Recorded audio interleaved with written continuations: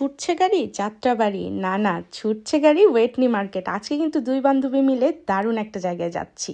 Shopping খাওয়া দাওয়া সব মিলিয়ে দারুণ সময় কাটালাম। তবে এই শপিংয়ের উদ্দেশ্যটা আসল কি সামনে প্রোগ্রাম সেটাই তোমাদেরকে বলবো। হ্যালো, আসসালামু আলাইকুম, this is Mim from Mim's blog. কেউ যদি আমাকে জিজ্ঞেস করে লন্ডনের ভালো দিকগুলোর ভিতরে কোনটা সব থেকে তোমার বেশি ভালো লাগে, আমি কিন্তু এই টপ লিস্টের ভিতরে একটা রাখবো বাস সার্ভিস।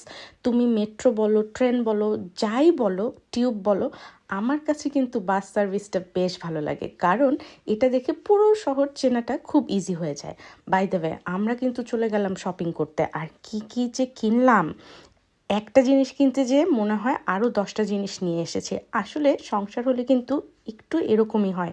গিয়েছিলাম কাপড় কিনতে, কিন্তু প্রথমেই কিন্তু আমি কিনে ফেললাম হাঁড়ি পাতিল।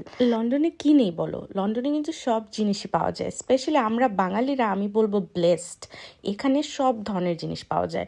ইউরোপের কিন্তু অনেক দেশে আমাদের এখানকার মতো এত বেশি আমাদের দেশীয় কাপড়ের কালেকশন থাকে না, আর এখানে কিন্তু আমরা বাসা থেকে এক কদম বের হলেই সব কিছু পেয়ে যাই। কাপড় তো কাপড়, আমি তো ওখানে যেয়ে বড়ই আচার পেয়ে গেলাম। বড়ই আচার দেখে আমরা যেই খুশি হয়ে গেলাম, আর হাসাহাসি যে সেই যে কলেজ লাইফের কথা মনে পড়ে গেল। কলেজ থেকে বের হয়েই হরেক রকমের আচার থাকতো, যে যেটা ইচ্ছা সেটা খেত।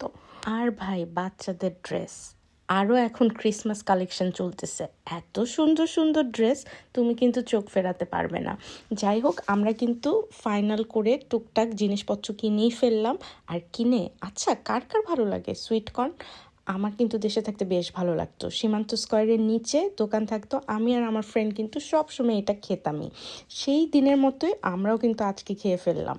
তবে ভাই, ওই যে বললাম, লন্ডনের ওয়েদার দেখো, এত ঠান্ডা আর তার ভিতরে বৃষ্টিও। যাই হোক, আচ্ছা বলো তো, আমার এই জায়নামাজটা কেমন হয়েছে? কেনাকাটার ভিতরে এটাই কিন্তু সব থেকে সুন্দর জিনিসটা আমি মনে হয় পেয়েছি। আর কেনাকাটা করে টুকি পায়ে কিন্তু আমরা রওনা দিলাম বাসার উদ্দেশ্যে। এই যে বাস স্টেশনে দুইজন বসে আছে, ভাবির বাসায় যেয়ে খেলাম দারুণ জিনিস, আলু চাট। এটা যারা খাওনি প্লিজ ট্রাই করো, এর থেকে অমৃত আর কিছু হতে পারে না। টুকটাক জিনিসপত্র খুলে বাসায় এনে হাজব্যান্ডকে দেখাচ্ছিলাম, আর দেখো হাজব্যান্ড কি কাজ করেছে। প্রায় 350 পাউন্ড দিয়ে একটা আম। একটু চিন্তা করো তো, এই আমটার দাম কত হবে। এখন এটা আমি খাবো, নাকি মিউজিয়ামে দিয়ে দিব, নাকি শোকেসে সাজায় রাখবো? আর এই যে মজার জিনিস, এটা পেয়ে কিন্তু আমি তখন সঙ্গে সঙ্গে রান্না করতে বসে পড়লাম।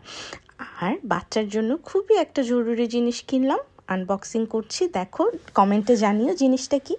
আজকে কিন্তু ধীরে ধীরে এখন বিদায় নিতে হবে, বিদায়ের পালা চলে এসেছে। ভালো লাগলে পাশে থেকো, লাইক শেয়ার করো। এখন বিদায় নিচ্ছি, টাটা, আল্লাহ হাফেজ।